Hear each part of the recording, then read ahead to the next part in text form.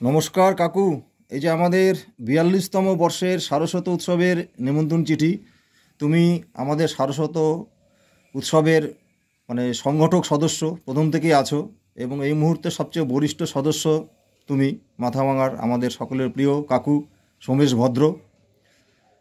তা আমাদের এবছর 14ই ফেব্রুয়ারি আগামী বুধবার বিকেল 5টায় নজরুল সদনে এই সারস্বত উৎসব অনুষ্ঠিত হতে যাচ্ছে।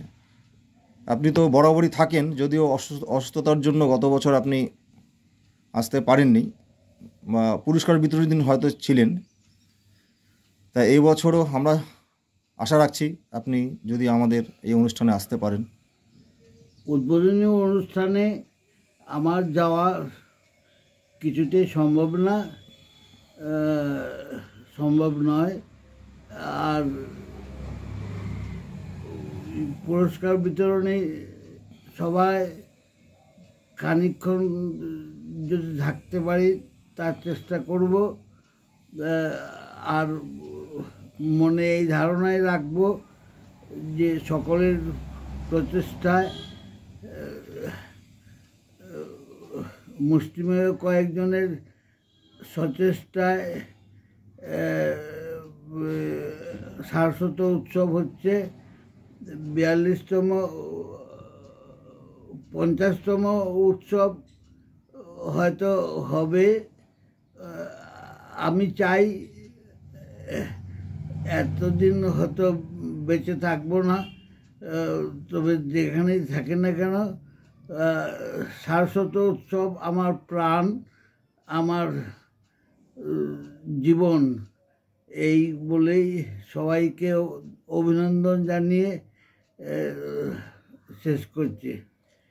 ধন্যবাদ কাকু, আমাদের সকলের প্রিয় কাকু সোমেশ ভদ্র।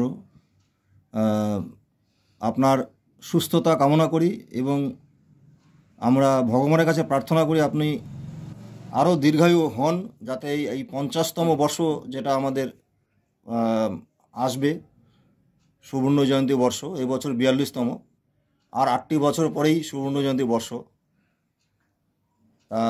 আমরা ভগবানের কাছে প্রার্থনা করি সেখানেও যেন আপনার উজ্জ্বল উপস্থিতি আমরা পাই। নমস্কার, ভালো থাকবেন। সারস্বত উৎসব উদযাপন কমিটির পক্ষ থেকে আমি সহসভাপতি সঞ্জিত মণ্ডল, আমাদের এই সারস্বত উৎসবের বরিষ্ঠ সংগঠক সদস্য এবং যিনি মুক্তধারা নাটকের সঙ্গেও সবসময় আমাদের হাসিয়েছেন, তাকে আমরা সারস্বত উৎসব কমিটির পক্ষ থেকে আন্তরিক ধন্যবাদ ও কৃতজ্ঞতা জানাচ্ছি। উনি অসুস্থতার জন্য উৎসব মঞ্চে উদ্বোধনী অনুষ্ঠান মঞ্চে আসতে পারবেন না বলেছেন, তাই তিনি এই ভিডিও বার্তার মাধ্যমে আমাদের উৎসবের শুভেচ্ছা এবং শুভকামনা জানিয়েছেন। নমস্কার।